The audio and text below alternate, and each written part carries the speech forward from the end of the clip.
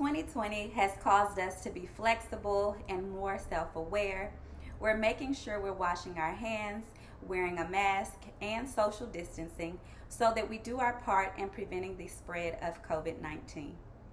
Researchers are also working to understand this virus and ways to reduce the number of cases. As a graduate student in the School of Public Health at the University of Texas Health Science Center in Houston, I've spent the last few months researching probiotics and their role in possibly reducing the severity and duration of symptoms of respiratory illnesses like COVID-19. It is important for me to say that the information discussed in this video is solely based on my findings and is not a representation of the university's opinion on this matter. So what are probiotics? You may have heard that term before, but probiotics are simply beneficial bacteria. On us and within us, we have good bacteria and bad bacteria. So probiotics would fall into that category of bacteria that we consider good.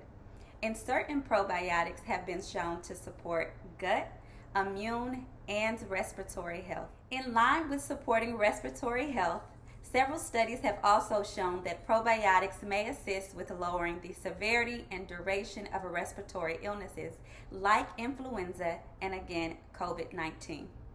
In these studies, participants who experienced a viral respiratory illness stated how long they experienced symptoms of coughing, sneezing, nasal drip, or congestion and rated the severity of each symptom.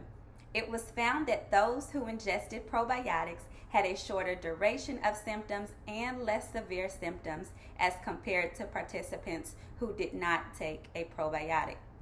So it may seem that probiotics are difficult to find and you may need a prescription for them, but in actuality, you walk past them in the grocery store all the time. As you make your way to the dairy section, you will find yogurts that are labeled probiotic.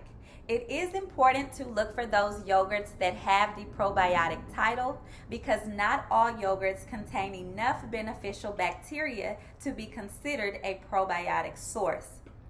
But even as you go through the vitamin section, you will see capsule forms or even powder forms of probiotics. The source is completely up to you and your preference, and they range anywhere from $5 to about $50. 12 containers of Activia will cost about $5, while a 30-day supply of Culturelle about $20, and a 30-day supply of this particular brand of powder will cost about $50. It is important to follow the recommended dosage on the back of each of the sources. However, in my research, I have found that at least 1 billion colony-forming units should be consumed daily. And it is easy to find the number of colony-forming units on each source. On the outside packaging, there should be a number that says 10 billion or a number in the billions of colony-forming units, sometimes abbreviated as CFUs. This one has 10 billion. On the nutrition label here, it tells me that there's 5 billion, and there's not a specific number on the Activia, but it tells me that there's at least billions of live probiotic cultures per serving. Before beginning any supplement, it is important that you consult your physician to ensure that it is safe, especially if you are immunocompromised. But some negative side effects that have been associated with probiotics have been gas and bloating, but these symptoms usually subsided after continued use. There is also a known ingredient in yogurts that may cause headaches. So if you find that you get headaches after eating yogurt, then the capsule or the powder form may be best. And also be aware of the ingredients in the probiotics to ensure that there is nothing that may trigger an allergic reaction. All in all, no studies that I have found have deemed probiotics unsafe. Yet, they can be easily incorporated into one's daily diet, and there is scientific evidence supporting their benefits to the body and during respiratory illnesses.